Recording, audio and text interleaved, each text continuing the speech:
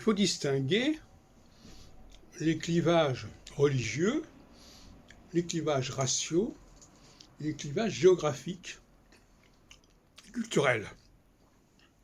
Et souvent, on veut ne voir qu'un seul type de clivage. Il y a des personnes qui ne comportent pas certains types de clivages et qui en comportent d'autres. Par exemple, quelqu'un qui a été élevé dans un certain milieu, dans une certaine région, a des valeurs, quelle que soit sa religion par ailleurs, quelle que soit sa race par ailleurs, et ces valeurs vont le guider, vont le déterminer dans ses relations avec autrui. Voyez-vous ? Donc, ce qu'il faut, c'est prendre conscience de ces mêmes valeurs. C'est-à-dire que les gens d'une même communauté, au sens non pas religieux, mais au sens, je dirais, de milieu,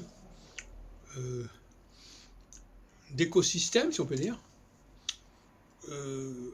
puissent vivre ensemble, sans se gêner. En tout cas, pendant les périodes que j'appelle solsticiales. C'est-à-dire les périodes où il vaut mieux se retrouver entre soi.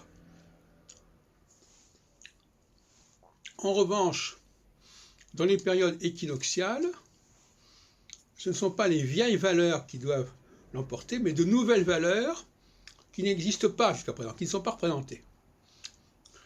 Et donc qui sont dans des états de neutralité, d'arbitrage. Par exemple, la Révolution française, c'était quelque chose de nouveau. Le communisme, c'était quelque chose de nouveau.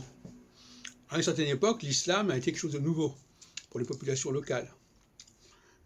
La nouveauté a une fonction équinoxiale, c'est une fonction d'intégration collective, mais qui n'implique pas la domination d'un certain modèle déjà existant. C'est ça le problème. Chez Zemmour, il s'agit d'unifier en imposant un modèle déjà existant chez certaines personnes. Et ça ne va pas. Si on veut unifier, il faut proposer un mode de vie nouveau. Ah oui, ça n'a pas l'air évident, mais c'est comme ça. Moi, je le vois très bien comme ça. Il faut avoir une capacité de renouveler la donne.